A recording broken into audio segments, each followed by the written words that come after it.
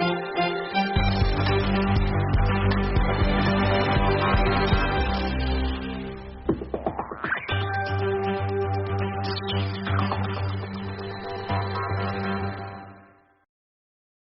bismillah Savoir Media kan ani radio Savoir FM kan bi konondo ani kelen tom murumuru vlan kabo kabala zone universitaire konnala aw dangana bamanangan kunafonu keneka anga jamana konona na ayirala ka fo minye kolwari jamana oluka mauye wulika jodoke ka fara Togo jamana konona ministry doka kana minye colonel Assimi Goïta kana ale kumanyoanya ukofe réseau national pour l'éveil démocratique et patriotique RENEDEP olu ye barado blasinga yasa kaseka ladala kiritige togo ya kaseka olu do bala kosobe bara olu biseka noya kiri barakela bulu togo ya minu anga finitigila ka maminu ni olu ye finitigila ka kerenkereno ye nu jolendo kosobe olu koni nka talu kera kalanse munu kumbe ka ke olu kuna o baro kunchelila utaru jo mali jonjo nye korolala kaseka uga laidu kaunta faso kuma baliko kunka o kibariya ufanebe ambulu koro niye anga kunafoni kuma bawye wala libina kenu nunka awye Aminata Kulubali fe sangan damado bi aleye jumaye Desembre kalo ale klimugani saba samba flani mwa anifla alisa awdanga na donki baru ale keneka ina fo nyanye fo kunafoni kuma bakono sisan togoya minuna ayirala ka fo minye kolowari jamana ka fara minye Togo jamana ale ministry do ka mina nyashini do ka finitigil uka jamana konona ni jamana were uka ko konyo nyanawoluma ale wuli kajo fke kase anga ba maliba konona no kana kuma falen ke ni anga jamana nyamai colonel Assimi Goïta o kuma fale nunu na ayirala ka fo kolowari jamana ma chama o kumbe kenenka o konona ula ayirala ka fo ka ministry mini anyeshine ndo ka lakana ko sabatilu ma finitigila ka ko konyanya na bobado ale tumbi keneka ni odeye Ibrahima Tene Watraye ale mba keneka waka fara ale kan fana ma chama fana be minu no luye kolwari jamana konona ma bawye ni ministry mi fene be no ni ale nyeshine ndo Togo jamana mauka uka jamana de minu be kokanana oluka ko konya na wale ani farafina faranyanga ko konya na wale ma ni ale ye Fidel Saransuru ale fana tumbi kene kono ka fara uka jamana kono na machama unka nunga wulika jo kono na unana kana colonel Assimi Goïta kana ale koni ye agunyala ani kasika kuma ke unufe kolowari ale ni mali uka lahalia uka fonyo kwa minuno be uni nyanche kasabuke uka finitigila ka mabina ni woromi no obe anfe ba mali ba kono ya o kafoko olu lahalia ore kera sababu kasika fonyo kwa do ni nyanche o uname kuma la yasa useka benganzoro ni konu na tugumna kadaka jamana flaminu fleni uye balima jamana ude ukumbe si nyanya ukenyo anfe balima ya ukumba akono okumana uya yira kafo ubara uyere bolo masa ko una wulika jo inke kana danu nyeda jamana nyama ka colonel Assimi Goïta o minye uka ministry ye minye shine do ka ko jamana finitigila ka ko konya nyana bolima ni ale bole ko kuma falen falo na ni colonel Assimi Goïta ay la selimenunke ode ayagira kafo ko olu nana kana badenya ani sindiya de sirafe maliko nana kadaka ba maliba ale ni kolowari jamana ko u jamana dinkelondo do minye balmamawe o ko o kumu kono akun kan kosobe fonyongo mimbu nu nyanche ukaseka na kuma akayasa ka fonyongo yishisa to gomina ukaseka temenu ka balmaya yituko mina o ko ore kama olu wulila kana o ko mi kuma nyera belebeleba obe folike minye ore kafo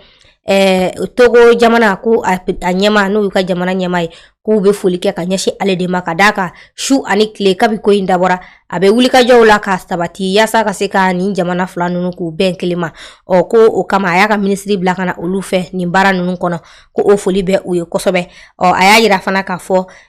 minye jamana nyamai no colonel Assimi Goïta ku be foli dama kadaka ayu bismillah ko nya wa ayu mine adamade mine ko nyumana ko o foli be ke uye wa ku jigisile ka fo ni jamana fulanu no fonyo ko inkat na to sina ni kofe Anga finitigilakaw minnu ni olu ye majolow ye minnu n'u ye kalan kɛrɛnkɛrɛnnenw kɛ finitigilakaya yɛrɛ siraw fɛ ka se k'u ka baaraw ka a don bala kosɛbɛ ka se ka jamana lafasa ka o don u la kosɛbɛ ka dɔɔni ɲini ka di u ma o baaraw kɔnɔnaw la maa minnu bɛ sa ni olu sera k'o kalan kɛ k'a laban maa 439 olu taru ɲɛ jɔ min ye an ka jamana jɔnjɔ ale ɲɛkɔrɔlaw la ka se ka u ka min ye u ka layidukanw ka a ta ka di jamana ma ka yira k'a fɔ u bɛ jamana in u b'a a ta ka da u kɔ la ka se ka jamana in ka kumabɔli baaraw u bɛ o kɛ hali n'u yɛrɛ bɛ to a ko dafɛ u y'a yira k'a fɔ nin ko in yɛrɛ kɔni ɲɛmaya tun bɛ maa min bolo a tun bɛ an ka jamana ɲɛmaa yɛrɛ bolo n'o ye colonel Asimi Goyita ye ale tun bɛ kɛnɛ in ka ɲɛmaya tun bɛ a bolo la u y'a yira k'a fɔ ni maa minnu filɛ ka nin kalansenba in kɛ nin ye yaasa ka se ka finitigikaya yɛrɛ ka don bala kosɛbɛ an ka jamana kɔnɔ ko ni maa ninnu kun ye maa 445 de ye nka ko a kun cɛyɔrɔ la sa maa minnu sera k'a ko kɛ k'a laban ka s'a dan na o de kɛra maa 439 ye u y'a yira k'a fɔ ni maa ninnu kɔni u taara a ka joli layidu tali u taara o baaraw kɛ Samankɔ ale yɔrɔw la min ye finitigilakaw ka kalanzenkɛ yɔrɔ dɔ ye a ɲɛ min na ni Choguel Kokala Mayiga minisiri ɲɛma ale tun b'a kɛnɛ kan ka fara o kan CNT ɲɛma fɛnɛ tun bɛ colonel Maliki Jaw ani sécurité yɛrɛ minisiri ni o de ye Dawudu Ali Muhamedini ale fana tun bɛ kɛnɛ in kan o y'a yira k'a fɔ nin bɛ kɛ sababu ye ka se ka a sɛbɛntiya halisa min ye k'a fɔ ko Mali finitigilakaw u bɛ ka sanayɛlɛn sɔrɔ ko nin bɛ o tɔ sɛbɛntiya wa nin na kɛ sababu ye k'a fɔ an ka finitigilakaw ka baaraw a n'a sɛbɛkɔrɔ don bala kosɛbɛ ka se ka min ye sariya n'o ye laadala sariyaw ye ka o don bala kosɛbɛ wulikajɔ dɔw kɛra RNDEP fɛ ani u ka bolodi ɲɔgɔnma ni justice project ye olu ye min ye ladɔnniyali dɔw ani lafarafasiyali dɔw ka o baaraw bila sen kan o baara min ni o de kun ye ka se ka min ye kiri min a bɛ tigɛ an ka laadala kiritigɛcogow la ka se ka o don bala ka se ka nafa don o ma ka fanga di a ma kosɛbɛ jamana in kɔnɔ yaasa fɔɲɔgɔnkow caman bɛ sisan an ka jamana kɔnɔna la o baaraw kɔnɔnaw la u ye a yira k'a fɔ an ka jamana kɔnɔ maa caman de bɛ yen nɔ minnu ni olu ma kalan u tɛ kiri sariyaw dɔn an ka jamana sariya sun ko u tɛ olu dɔn o kama maa caman bɛ se ka i yɛrɛ ye fili kɔnɔnaw la nka ko yɔrɔ dɔw fana bɛ yen min ni lakanabaliya kɛmɛ sababu ye k'a sɔrɔ kiri tigilamaw olu tɛ ka se ka ye o kɛnɛw kan o y'a yira k'a fɔ min y'a camancɛ bolo fɛ Mopti ka taa se Douaza ani Bandiagara kɔnɔnaw ma ko an ka kiri baarakɛlaw olu tɛ ka se ka ye o kɛnɛw kan Tombouctou ani Gao ko nin yɔrɔ ninnu bɛɛ b'a la o y'a yira k'a fɔ nin baara minnu n'u bɛna nin bila sen kan nin ye k'a bɛna kɛ sababu ye ka se ka an ka jamana kɔnɔna nin ye togoda kɔnɔnaw la olu ɲɛmaa minnu bɛ yen nɔ n'o ye sigida ɲɛmaaw ye o bɛ se ka olu ka baara don bala cogoya minnu na walasa kiri bɛ se ka tigɛ ni an ka laadala kiritigɛcogow ye ka se ka fɔɲɔgɔnkɔ ani fulugufulugu caman k'o nɔgɔya. A yirala k'a fɔ min ye Morila SA olu ka baaraw a kun fɔra k'a fɔ ko ŋunuŋunu caman bɛ sen na k'a fɔ ko a ko kɔni ko a jɔli ko o bɛ sen na min ye jamana kɔnɔna denw yɛrɛ ye sa minnu ni olu sanubɔ baara kɔni ye olu fɛla ye n'u dusukun kelen don k'a minɛ Mali yɛrɛ ale nafolo sɔrɔ sira walankatali bolo ma olu kɔni y'u bolo don nin ko in kɔrɔ yaasa ka se ka a ko ka sankɔrɔta o y'a yira k'a fɔ min ye entreprise Firfench ye ni o ye Australie jamana maaw ka cakɛda dɔ ye ni ale tun bɛ ba Maliba kɔnɔna na nin yɔrɔ in kofɔlen ale baaraw la ko olu kɔni ye baara bila ka taa n'u yɛrɛ ye nka a kun fɔra ko baara in ko a jɔlen don maa 1,022 o de bɛ baara la nin yɔrɔ kofɔlen in kɔnɔnaw la ko olu kɔni bɛ n'u yɛrɛ sɔrɔ baarantanya na nka cakɛda fila bɛ yen minnu n'olu y'u kɔ don nin kɔrɔ yaasa ka se ka sabati kosɛbɛ o de ye entreprise Yusufu Aidara EI ani ka se entreprise Général Traoré et Frères ma n'o ye EGTF ye groupe ye ko olu kɔni ye mine de Morila u y'a ta k'a da u kɔ la yaasa ka se ka a baaraw olu sabati cogoya min na baara yɔrɔ in a kana jɔ nka u y'a yira k'a fɔ ni dɛmɛbaw farala nin bɛɛ lajɛlen ka jamana ɲɛmaw fɛ k'a na kɛ sababu ye ka se ka sanu kɔni ka sɛbɛkɔrɔ sɔrɔ nin yɔrɔ in na bari ka d'a ka sanu o bɛ nin yɔrɔ in na kosɛbɛ. Jamana ko kan kibaruyaw la an bɛ taa Kolowari jamana kɔnɔna la a yirala k'a fɔ olu ka kiri min ni a baaraw kun bɛ sen na ni o de bɛ boli k'a fɔ basam kɔnɔnaw la mafa wale min n'o taara ka ɲɛsin maaw ma bamajiya wale yɛrɛ bolo ma ni a kɛra sababu ye ka maa 19 bɔnɛ a nin na san 2016 kɔnɔnaw la ko o kiri baaraw kɔni bɛna da maaw kulo kan décembre kalo tile 28 san 2022 a laseliw kɔni kɛra u ka tribunal criminel ɲɛma fɛ Abijankaw fɛ yen nɔ o y'a yira k'a fɔ alamisa don décembre kalo tile 22 san 2022 ko kiriw kɔni k'olu bɛna bila sen kan ka sabu kɛ min ye lafasali kɛbaw ye olu ka laɲini ye o y'a yira k'a fɔ min ye tribunal ɲɛma ye sa n'o ye Bini Mazan Kwaku ye ale kɔni y'a yira k'a fɔ baara ninnu bɛna boloda nin waatiw la a bɛ kɛ nɛgɛ kanɲɛ 10 ani waati la san 2022 kɔnɔnaw la décembre kalo tile 28 o y'a yira k'a fɔ maa 18 jalaki kɔni bi mɛ ninnu de kan nga maa minnu bi kɛnɛ in kan sa n'olu bi kiri kɛnɛ kan o ye maa 4 de k'a fɔ ko maa tɔw dɔw bɛ yen minnu n'olu bɛ boli senfɛ n'olu boli bɛ wa dɔw yɛrɛ bɛ yen olu minɛnen don Bamaliba dugukolo sanfɛ ko a bɛɛ lajɛlen baaraw kɔni olu n'a bila sen kan maa 4 in na minnu n'olu bi kɛnɛ kan ko procureur kun ye a laseliw kɛ waati tɛmɛnen dɔ la k'a fɔ ko ni maa ninnu kɔni k'u na si kaso u n'o kɛ ka sabu kɛ u ka farali ye walejugu kɛbaw kan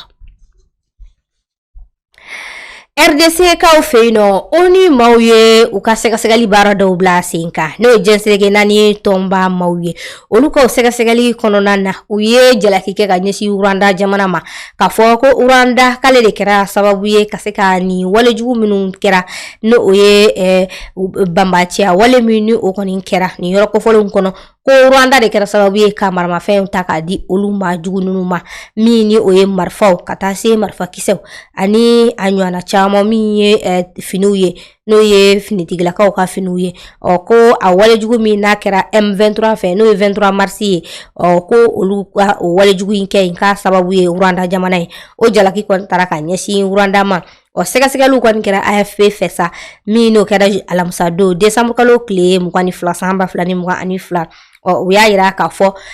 nin baara minnu ni a kɛra k'u bɛ nin wale ninnu yɛrɛ kɔnɔnaw la ka jalaki min kɛ ka ɲɛsin Rwanda ma ko waati kelen kɔnɔ alamisa don décembre kalo tile 22 san 2022 M23 ko u ni min ye u ni dɔw fana ko u n'olu gana ɲɔgɔn na kosɛbɛ minnu ni o fana gannen don kɛlɛ kɔni ko o sɛbɛkɔrɔ bɛ ka bunte olu ni ɲɔgɔn cɛ nin waatiw kɔnɔnaw la hali n'a sɔrɔ sigikafɔ olu kɛra u ni ɲɔgɔn cɛ Luanda ani Nairobi ko sigikafɔ kɛra wa fana a ɲinina fana ka min ye kɛlɛ ka se ka o sila sa ninnu ni ɲɔgɔn cɛ nka o bɛɛ lajɛlen la milice ale ni M23 ko olu bɛ ɲɔgɔn na farikolo ɲɛnajɛ ale kunnafoniya kɔnɔnaw la Ghana jamana a yirala k'a fɔ min ye Prince Tagwe sa ko ale kɔni bilala ko bololani ni ɲɔgɔn cɛ ka sabu kɛ wale dɔw ye min n'o jalaki kɛra ka ɲɛsin a ma o ye maa dɔ ye min ni ko a ye o ka wari dɔ yuruku ka sabu kɛ bolimafɛn dɔ saniko kuma ye y'a yira k'a fɔ min ye Prince Tagwe sa ko ale kɔni ye dɔ ka nafolo mugu minɛ k'a fɔ a na bolimafɛn dɔ n'o ye katikati Lexus ye ko o bɛ taa i jɔ dollar wari 4,000 bɔɲanko la ko o kɛra san 2020 kɔnɔnaw la y'a yira k'a fɔ bolimafɛn in kɔni a cɛ ye wari sara nka bolimafɛn kɔni o ma se ka da a tɛgɛ hali sisan o de kama wulikajɔw kɛra kama k'a bila koko bolona ni ɲɔgɔn cɛ farikolo ɲɛnajɛ kɔnɔna na alisa a yirala k'a fɔ min ye Maroku jamana ye k'olu jeniyɔrɔ fin kosɛbɛ ɲina Coupe du Monde kɔnɔna la min n'a kɛra Qatar n'a kuncɛliw kɛra kari tɛmɛnen na o y'a yira k'a fɔ nin baara ninnu kɔnɔnaw la alamisa don décembre kalo tile 22 san 2022 min ye Lion de Atlas ye sa ko u kɔni ye jɔyɔrɔ kɔni a tilala u ni ɲɔgɔn cɛ jɔyɔrɔ 11 na ko Maroku wulila k'i jɔ ni o ye ko o ye fɛn ye fɛn min n'a kɔni fanga bonyana kosɛbɛ jɛnsɛrɛge naani ndolantanaw bɛɛ lajɛlen ka kulu la k'u ye jɔyɔrɔ 11 na k'u wulila k'u jɔ ni o ye Senegali kɔfɛ u y'a yira k'a fɔ min ye Maroku ye sa ko ale kɔni ye jɔyɔrɔ kɔni gale sɔrɔ farafina yɛrɛ kɔnɔna la ka Senegali fara o kan y'a yira k'a fɔ ninnu kɔni ye jɔyɔrɔba ta nin ye ka sabu kɛ u kun bɛ jɔyɔrɔ 22 de la ko u bɔr'o kɔnɔ ka n'u yɛrɛ sɔrɔ jɔyɔrɔ 11 na ko ye fɛn ye fɛn min ni a sanayɛlɛn bonyana u fɛ kosɛbɛ